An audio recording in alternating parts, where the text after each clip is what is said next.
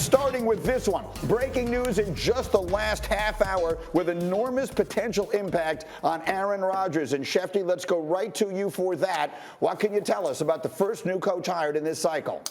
Well, Greeny, the Denver Broncos are hiring Nathaniel Hackett, the Packers offensive coordinator, as their next head coach. Now, this is a coach that they identified during the process that they wanted to hire. And when they found out yesterday that Jacksonville was planning to fly Hackett down to meet with the Jaguars today in Florida, the Broncos stepped in to get a deal done last night. They weren't going to let Hackett get on a plane to fly to Jacksonville to get the Jacksonville Jaguars head coaching job before they could get a deal done with him. Whether it was a leverage play on Hackett's part or not, we will not know. But the fact of the matter is that trip to Jacksonville was aborted. The deal with Denver was getting done, and now he's going to be hired as the head coach of the Denver Broncos. And that leads to the obvious question. If the Broncos are hiring the offensive coordinator of the Green Bay Packers as their head coach, what's next?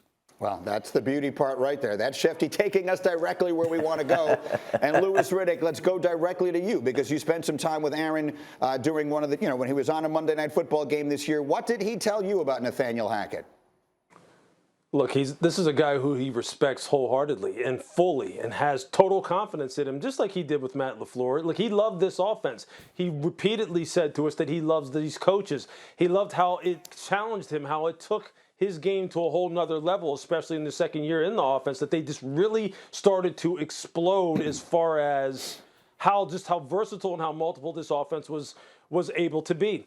And now you definitely have to connect the dots here. Look, we all know that the league is all about relationships. It's all about familiarity. It's all about being able to hit the ground running in a day and age where practice time has now been cut down to its bare minimum, and that you need to have some kind of natural chemistry and familiarity, especially on the offensive side, in order to hit the ground running in a season where there are no gimme football games in the course of an NFL season. I don't care if you're playing 16, 17, 18 games. There are no gimme games. So this is a natural connection to make between Denver, Nathaniel Hackett, and now Aaron Rodgers. And if we weren't going to watch everything that Aaron Rodgers said all offseason anyway, we definitely are going to now.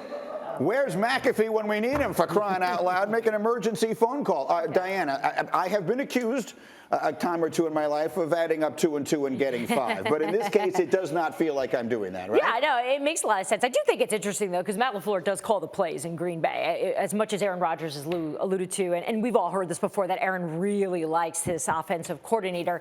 I think the next step here is Davante Adams, right? Because isn't that something that Aaron Rodgers spoke about publicly, about the future of Davante? And if I'm Green Bay, they're not going to lose both these guys, right? They're going to wind up keeping Adams if they're going to move on to Aaron Rodgers. But as I continue to have conversations around the league about what Green Bay is going to do, I just keep hearing they are going to do everything they possibly can to keep Aaron Rodgers. So yes, we understand there's this gentleman's agreement, or this understanding that perhaps he can move on. But the sense I get is Green Bay is not going to make this easy for Aaron to move. I cannot ignore this face. Bartholomew, your reaction? I mean, it's laughable to me. Like, athletes see things happening well before other people see it. And the fact that we were saying this in the offseason, that he's probably going to go to Denver, that the best place for him was for Denver, it's beyond me. Like, Stevie Wonder saw this move coming. And I think now everybody's starting to understand that, this looks like it's a reality. But the reality is, when you become a player and you play in this league for a long time, you feel like you're just as good as most general managers, right? So this is opportunity to put his squad together. We all have field or off-camera conversations with people about what we want to do, and I think he's doing his opportunity to do that. This is the best team that he could ever play for when you talk about the weapons, right? Yeah, Davante Adams is a great player, but he's just one player. This is his opportunity. You think about the toys that he has access to: Sutton, Gordon, Williams, Judy. He got Noah Fant. He's never had these type of weapons. That's why Tom Brady is leaving, because he can't put together a squad like he's been able. He can't hold that squad together. Why does D Wood look like that? He got indigestion or acid reflux. I don't know. You tell me. Outside of that, Damian Woody, what is your reaction? Bart named all these guys for the Denver Broncos, and rightfully so. But I got some names for you too. Yeah. Okay, Patrick Mahomes, Justin Herbert, Derek. Wait a minute, hold on. I'm an MVP, and I'm afraid of anybody. I'm afraid of somebody. Okay. Yeah. Josh Allen, Joe Burrow.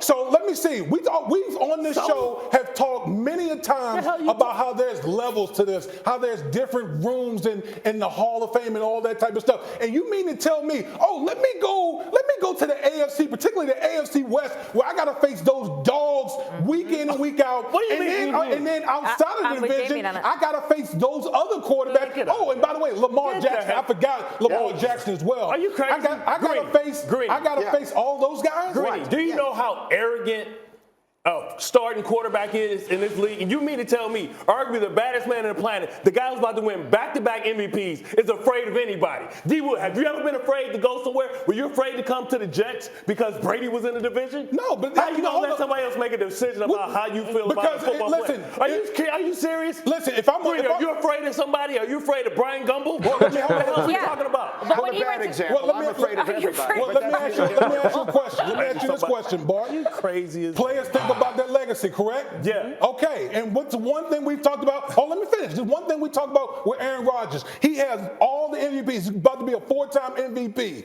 Okay? He only has one championship. Okay. He got one championship before my last kid was born. One championship. Hey, Greeny, if he wants to win a Super Bowl, eventually he has to see one of those guys anyway. But right? only one of them. He doesn't have to get through all of them if he starts in the NFC. Didn't he go into Kansas City and beat Kansas City with nobody? Could he beat those guys? Of course. Shefty, jump in here. Well, listen, here's the thing. We've got a situation here in the AFC West with the Denver Broncos, right? It's all going to be about who's playing quarterback for the Denver Broncos. I don't care if they hire Vince Lombardi, okay? If they had the same cast of quarterbacks, the coach is going to fail. Vic Fangio, if the Broncos had gotten Aaron Rodgers last year, would have won Coach of the Year. Thank you for watching ESPN on YouTube. For live streaming sports and premium content, subscribe to ESPN+.